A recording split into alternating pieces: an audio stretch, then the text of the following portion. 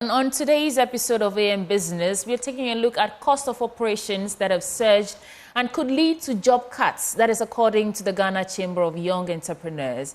The Ghanaian economy has suffered some turbulence in the last couple of months. The cedi depreciated by about 12% year to date, leaving its value at 14.8 cedis to the dollar on the open market. In addition, power outages and high lending rates have increased cost of doing business for small and medium enterprises. Now, according to the Chamber, failure to stabilize the currency could potentially derail the SME economy. So in today's AM Business, Joy Business's Isaac Ateshinyako has been assessing the state of SMEs and has been speaking to the Chamber's Chief Executive, Ghali. Here's today's episode of AM Business. With the cedi hitting about 14 cedis to a dollar and the current power outages, we are here to find out from some small enterprises how they are faring in these times. With me today is the CEO of the Ghana Chamber of Young Entrepreneurs, Ghali. Sharif, how are businesses faring? If you look at the beginning of this year, it was a bit more uncertain for small businesses, especially those that are led by young people. And now having issues of the cedi going high, that is affecting businesses, because you see, when the cedi goes, when the dollar appreciates more than the cedi, what happens is that almost everything inevitable increases. Look at fuel now. There's a fear, a lot of people are saying that we may even get it hit 18 Ghana cedis per litre before maybe end of this month or whatsoever. And these are proponents that ensure that we have hikes in business and make things very difficult. You see, people think that when prices or when the cedi depreciates as it has done, businesses enjoy. It's a big lie. It's difficult to even sell in the market. So imagine a young person that imports a lot of products, let's say cars, and they are selling. I have a lot of young people in my chamber that does that. They tell you that the challenge we face is that if a Corolla that I imported in total, everything was about 80,000, and I'm looking to sell it 100, 120 to make my profit. Because of the surge in dollar, if I sell it the 120, 140, I am still running at cost. You would not understand, because you bought it under that price, way more. But the problem is that if the guy sells it to you at the 120, and as you think that they make profit, he goes back to buy again, and the car that he's going to buy is more than 120. So inevitably, or in general, the guy has not made any profit. It means he's just working for the business. So it really affects entrepreneurs. And now let me give you another example. You have a young person who when fuel prices increase, it more or less triple down to everything. The standard of living increases. Surprisingly, for the first time I drove in Accra, and I didn't see a lot of traffic, and I was like, people have parked their cars because fuel has increased. But it doesn't look funny. What happened is that now you pay salaries of your workers. That's your resources that help you to be productive. If you pay their salary and then they get to tell you that, okay, lorry fare has increased, what you are paying them is nothing to write home about. You have to increase. It affects a small business owner, because the business is already struggling to turn around their profit, and now they have to pay a lot of salary because a lot of things has increased. Standard of living has increased, and their workers are demanding increase in salary. And when you don't do certain things for your workers, you would lose in productivity, because people are down, they are not motivated, they will nowhere. So generally, when there is a surge, especially within the major currency that our cedi treat, that is a dollar, it affects the whole economy. And by so doing, the whole ecosystem, especially businesses run by young people, it's quite serious. And we thought that the central bank had a lot of policies in place, so could to be able to curb the surge of the dollar against the cedi. But up to now, nothing is happening, and it makes a lot of doing business in Ghana difficult. And I tell you that a lot of young people decide to leave business now and look for greener pastures, and that's what is happening. Then again, if we look at what's happening with Israel and also with the East, it's likely that we are going to see a lot more fluctuations, especially with the currency, because it appears that all of this happens to be strengthening the dollar as against other smaller currencies. Now, In the event of this, how are young or small businesses going to survive the storm, knowing very well that it could get tougher? So like you said, it could get tougher with whatever that is happening. But you see, when you have an economy that is consumer-based economy, then this is where you cry when there's any little thing in Russia, when there's any little thing in Israel, when there's any little thing in Gaza and all of those areas. Because your economy is largely consumable or dependent on others. If Ghana could really be independent of our own, and at least we could do up to 60-70% of what we consume produce from Ghana, we wouldn't have this problem. If dollar likes, it should go any high by any other factor. But we would be able, our economy will be able to do well. But here is the case: our economy is largely consumable, and you need to always import most of the things, as small as even Manchester box. That is how serious it is. So for young entrepreneurs to be able to sustain, I don't want to give them false hope. Neither do I want to say that things will be good for them. One thing that I would just tell young people is that to be consistent with what they are doing. You see, a lot of times when I've experienced recently, a lot of young people coming to tell me that we've heard that dollar is going to increase, so I'm going to buy dollar with my business capital, hoard it. When it increases, I sell it. I was like, what if it reduces? You see, the moment you go and do that, you're also contributing to the dollar being high, because the demand for dollar is going high. So definitely the price will go high. So you as a young person do not have to do that. So I would like to, though it may be difficult for them, they should be more innovative in dealing with their businesses. If we had to use more dollar, we should be thinking of reducing it. Any young person who uses more dollar and thereby creating demand for dollar should be mindful of what we do. We should also be very mindful of supporting the government to solve our challenges. Sometimes we think that, okay, everything should be government. They cannot do all the things. They do not know all. If they know all, then we'll not be in this mess. So all of us need to ensure that we are citizens enough and don't do what is wrong. Like I said, why will you think of buying dollar and hoard it? So that, because you know they say it may get to 18, so they may get to 16, so you sell it and make profit. But that is a young person, that's their thinking. They want to make quick money. So that's what they want to do. So it may be tough for them to do business, but they have to be innovative, adopt innovative ways. You'll be able to ladder on. The power outages, how is that affecting you?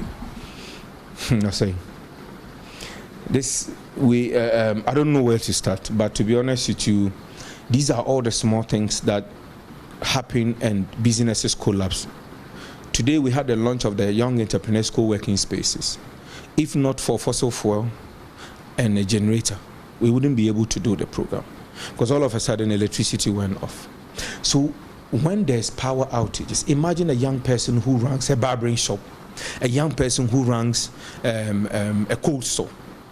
How would they operate? I have a young person that called me from Tamale that there was something, I don't know whether it was an issue in their area, but the lights went off for like 3 days over tons of fish got spoiled. And nobody is going to support this person. Nobody is supporting. ECG will never own up and say that, okay, when we caused it and we want to get you back on your feet. So the person have to pay the loans they have taken. Where are they going to get the money to pay? All the fish went bad and he has to throw them away. So power outage, dollar rising against our city, fuel prices, inflation, hikes in product and services. Forget it. We are living in very hard times, and I will not sit here on your television to tell any young person that should be so happy and be jubilating, but we shouldn't lose hope. And we should all come together to support whatever we can do within our corner. I would always appreciate and preach the fact that let us be producing more than we consume. Every young person who is watching me today, think about what you are consuming. Can it be produced in Ghana? If yes, how do you do that? One day this question will lead you to be innovative, and one day you are going to be an inventor of a product that Ghanaians will love and take. And this is what can save us from all the mess we are at the moment. Briefly, what should government be doing, at least to cushion some of these enterprises in times like these? For businesses to be supported, government needs to understand that working on their microeconomic indicators, it will help businesses. If we are able to get the city to be stable enough, businesses will strive. You see, businesses always find a way to innovate, to alternate and go on, most of the businesses. But when you don't know what happens in the next 10 days, how then does a business plan to be able to scale? So if government can help in ensuring that we come out with any monetary policy that will stabilize our cedi against this major trading currency, the dollar, then business can sustain. Inflation hike. If every day there is hike in inflation, businesses will definitely collapse, whether you like it or you like it. Businesses will not do well. They can't be able to sustain. We would have to lay off workers, and that is a big burden on government. So at the moment, we need every hands on deck, and government should try as much as possible to consult. You see, we have given you the power, that executive power, but that doesn't mean that you shouldn't consult. And that is why we also have experts who are not in government. So consult the private sector, sit with the private sector, sit with the young entrepreneurs. What is actually your problem? A lot of times they think they know what is wrong with us. They are like doctors who think that, okay, your head is paining you, looking at how you look, it's your headache. No, it's not headache. They need to sit with us. They need to sit with the private sector. What can we do? What are the policies? Then we'll tell them what to do. My young people may not need funding, but if you ask government agency, they will tell you that young people only need funding. It's not funding we need all the time. It may be something different. It may be access to the market, as I'm saying. It may be government creating the market access for young people. It may be government becoming the off-taker for the young person who is into agribusiness. But you sit in your office and you think that it's our head that is paining us when it's our stomach, then you don't know what you are doing. So let's consult. Let's come up with policies that will stabilize our cedi and stabilize inflation. At the end of the day, businesses can be able to strive. Else, there will be more layoffs. It's not only Ghana business that are laying off. Even Facebook laid off, Google laid off, a lot of the international ones. We don't want it to happen to Ghana. But then we need to set up as government. And the collaboration, the networking is very important. We need to collaborate. You come and imagine what happened to the bond. Imagine Ghanaians were fully engaged in this. Bondholders wouldn't have had problem. We would understand what is happening. So finally, the issue of funding. How do we navigate this path? So for government will need to do whatever they can to provide funding. You see, one thing that we've realized is that in providing funding, government should be a bit more targeted. When I say targeted, you see, when businesses are more sustainable, the corporate entities like the giants, why do you have to give them more money? I don't want to mention, but there was recently one big company we all know that government supported over 600 million loan from ADB. You need to be able to understand that these are my priority areas. What are the priority areas? The startups and the young people. Let me give them funding so that they can come up with the innovations. That is what the Asians did. What they said is that if you're a young person with an idea, come. We are willing to support you. We want to create a CEO from you. And deliberately they are creating CEOs. Every now and then. And that is what is sustaining the economy. That is what we need to do. Government need to prioritize where funding goes to. You don't give funding to those that are already doing well. You look at those that have the potential to grow and give them the funding so they can employ. Now when it comes to the private sector, ourselves, it's not every time that we should sit and also wait for government. I have known development partners for years in Ghana, and every year they come out with a grant program. And every year, our entrepreneurs go for the grant. And those same entrepreneurs that go for the grant are the ones that are repeated mostly every year in different grant programs. Why? We are not the only people. We need to be honest to ourselves as a private sector and as people in Ghana. And one thing we have forgotten to do, but for us as the Ghana Chamber of Young Entrepreneurs, we have what we call the Young Entrepreneurs and Startup Support Fund. The idea behind it is that, so we engage our young entrepreneurs across Ghana and ask them, why are we not getting funding to support our business? We realize that all of us are always waiting for grant, government funding from GA and NEIP. But we have forgotten one thing that is within ourselves. Or say you and I can decide to come together to be able to build each other. I had this brilliant idea from 4 German graduates. When they were in senior high school, equivalent, they saw that, okay, at this age we want to be entrepreneurs, but we know that we are not coming from rich families. Nobody will support us. So what they started doing is that they started putting their contribution, like school fees and all of those little things they get from their parents together, stipends. They started putting them together. And then through to university, through to when they have done their services and they are working for over 12 years. They decided to now go to their bank. You know what? Each one of them were able to build a house and start their business of dream from that fund that they contributed to without touching it for years. This is what we need, and that is what we set up the Young Entrepreneurs Fund for. So by ourselves, for ourselves. As I sit here, I may be able to produce 10,000. You may be able to produce 10,000. Maybe what you need to start your business is only 20,000. Why don't I add my 10,000 to you to start? If you are able to scale, then you are also able to support me. We support our next person. This is how we can support each other. But because we don't trust each other, as private sector, that is our problem. If not, we have the money circulating. Every young person have a 2,000, a 5,000, a whatever, sitting somewhere. But when you ask them, they say, oh, my capital is only 5,000. If your capital is only 5,000 and somebody has a little bit of money, why don't you come together to support each other? And that has been what we've been preaching. Donor partners are doing well, but we can't rely on. They will be tired one day, they will run away. Busa Fund was here. Busa Fund is no more in Ghana, but used to support businesses. It's no more in Ghana. A lot of them were in Ghana, but they are no more there. So for funding, yes, government should provide targeted funding. That's what I said, targeted funding. Don't give money to those who are already doing well. You are wasting your money. Let me be honest. You are wasting because those people will never employ, because more or less those private sector, they are okay with the number they have because they are working fine.